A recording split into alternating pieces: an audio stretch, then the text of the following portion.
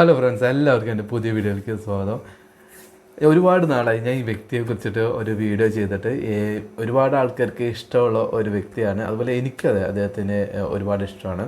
അപ്പോൾ അദ്ദേഹത്തെക്കുറിച്ച് ഇന്നൊരു വീഡിയോ ചെയ്യാൻ കാരണം എന്ന് വെച്ച് കഴിഞ്ഞാൽ അദ്ദേഹത്തിൻ്റെ ഒരു ഇൻ്റർവ്യൂ ഇപ്പോൾ മൈൽ സ്റ്റോൺ മേക്കേഴ്സ് എന്ന് പറഞ്ഞിട്ടുള്ള ഒരു യൂട്യൂബ് ചാനൽ വന്നിട്ടുണ്ട്. ഒരുപാട് നാളുകൾക്ക് ശേഷമാണ് അദ്ദേഹം ഒരു ഇൻ്റർവ്യൂ കൊടുത്തിട്ടുള്ളത്. ഇത് വേറെ ആരുമല്ല, ഡോക്ടർ റോബിൻ രാധാകൃഷ്ണനാണ്.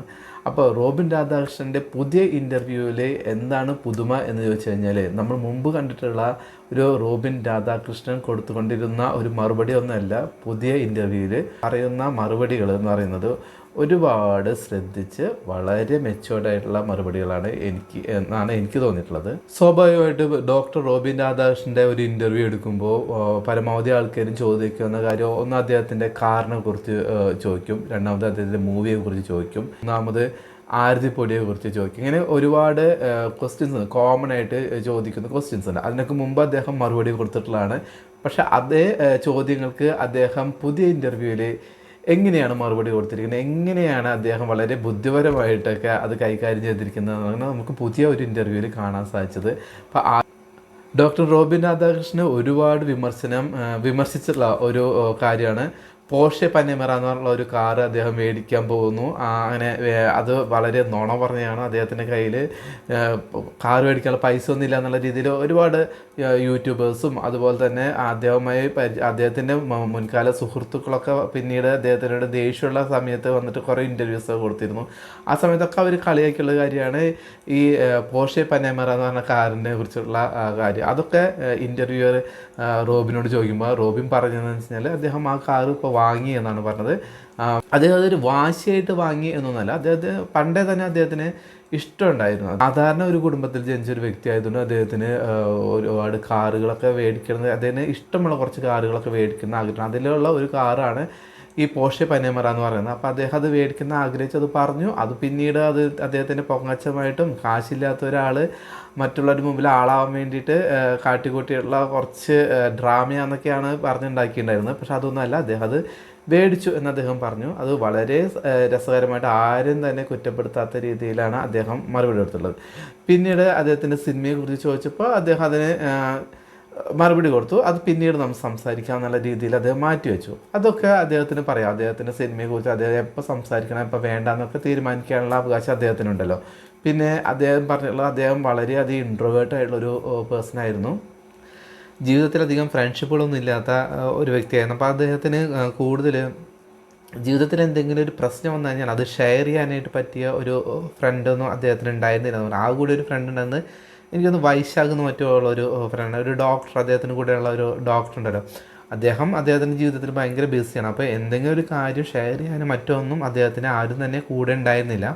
അപ്പോൾ അതുകൊണ്ട് റോബിൻ്റെ ജീവിതത്തിൽ സംഭവിക്കുന്ന എന്തെങ്കിലും ഒരു കാര്യം ഒന്ന് ഷെയർ ചെയ്യാൻ പോലും ആരും ഇല്ലാത്ത സമയത്താണ് ആരതിപ്പൊടി വരുന്നത്. അപ്പോൾ ആരതിപ്പൊടി എന്ന് പറഞ്ഞു കഴിഞ്ഞാൽ അദ്ദേഹത്തിന് വളരെ സപ്പോർട്ടീവായിട്ടുള്ള, അദ്ദേഹത്തിൻ്റെ ഏതൊരു മൂഡ് സിങ്കും അനുസരിച്ച് പെരുമാറാൻ കഴിയുന്ന ഒരു വ്യക്തിയാണെന്നാണ് ഡോക്ടർ റോബിൻ പറയുന്നത്. അപ്പോൾ അദ്ദേഹം മുമ്പ് പ്രതികരിച്ചിരുന്ന പോലെ പല കാര്യങ്ങളും പ്രതികരിക്കാറില്ല. അതുപോലെ ഏതെങ്കിലും ഒരു ഫംഗ്ഷന് ചെന്ന് കഴിഞ്ഞാൽ അദ്ദേഹം ഇപ്പം ഒരു ആദ്യം എന്ന് വെച്ച് കഴിഞ്ഞാൽ അദ്ദേഹം ഇങ്ങനെ ലൈം ലൈറ്റിലോട്ട് വരുമ്പോൾ അദ്ദേഹത്തിൻ്റെ സന്തോഷം അദ്ദേഹം പ്രകടിപ്പിച്ചിരുന്നത് വളരെയധികം ബഹളം എടുത്തിട്ടായിരുന്നു, ഒരു ഓളി എടുത്തിട്ടൊക്കെ ആയിരുന്നു അദ്ദേഹത്തിൻ്റെ സന്തോഷം ഷെയർ ചെയ്തിരുന്നത്.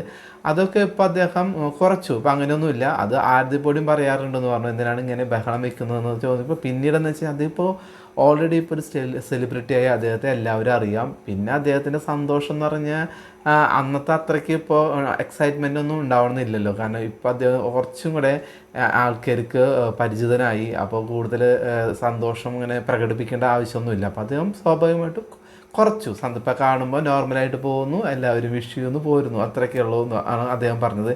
പിന്നെ അങ്ങനെ എല്ലാ കാര്യങ്ങൾക്കും അദ്ദേഹത്തിനെതിരെ വരുന്ന ട്രോളുകൾ, അതുപോലെ അദ്ദേഹത്തിനെതിരെ ആരെങ്കിലും ഒരാൾ സംസാരിക്കുകയാണ് അതിനും അപ്പം തന്നെ റിപ്ലൈ കൊടുക്കുക.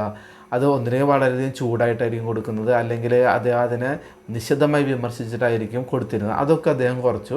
പല കാര്യങ്ങൾക്കും മറുപടി കൊടുക്കേണ്ട കാര്യങ്ങളാണെങ്കിൽ പോലും അദ്ദേഹം കൊടുത്തിട്ടില്ല എന്നാണ് പറയുന്നത്. അതിൻ്റെ ആവശ്യമില്ല എന്നാണ് അദ്ദേഹത്തിന് തോന്നിയതെന്നാണ് പറയുന്നത്. അതിന് ആരതിപ്പൊടിയുടെ ഒരു ഉപദേശമൊക്കെ അദ്ദേഹത്തിന് ലഭിച്ചു എന്നാണ് പറയുന്നത്. അത് വളരെ നന്നായി എന്നാണ് തോന്നുന്നത്. അത് നമുക്ക് തോന്നുന്നുണ്ടല്ലേ. ഇപ്പോൾ ഒരുപാട് ആൾക്കാർ വന്ന് ട്രോളുമ്പോഴൊക്കെ ആദ്യമൊക്കെ ആണെങ്കിൽ റോബിൻ അപ്പം തന്നെ ലൈവ് വന്നിട്ട് അതിന് മറുപടി കൊടുത്തിരുന്നു, അല്ലെങ്കിൽ അദ്ദേഹം ഏതെങ്കിലും ഇൻ്റർവ്യൂ കൊടുത്തിട്ട് അതിനൊക്കെ മറുപടി കൊടുത്തിരുന്നു.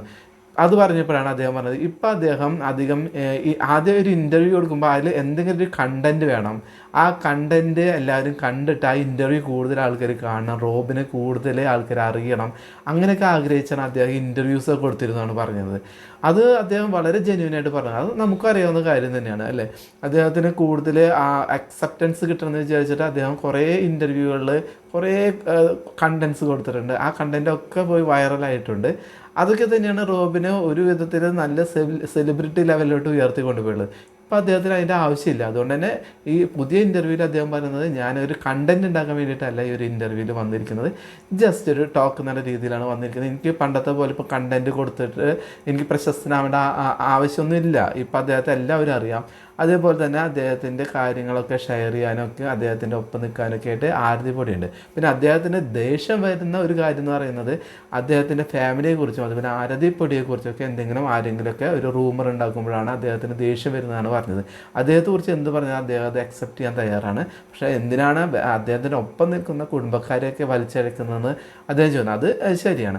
അപ്പോൾ ഈ ഒരു ഇൻ്റർവ്യൂവിൽ മൊത്തത്തിൽ റോബിൻ പറഞ്ഞിരിക്കുന്നത് ജീവിതത്തിൽ വന്നിട്ടുള്ള, അതായത് ബിഗ് ബോസ് കഴിഞ്ഞിട്ട് പിന്നെ അദ്ദേഹത്തിൻ്റെ ഒരു വർഷക്കാലത്തോളം ട്രോളും അങ്ങനെയായിട്ട് ഒരുപാട് വിമർശനങ്ങളും ഇകഴ്ത്തലുകളൊക്കെ അദ്ദേഹം നേരിടേണ്ടി വന്നു. അത് കണ്ട് കുറേ നാൾ സൈലൻ്റ് ആയിരുന്നു.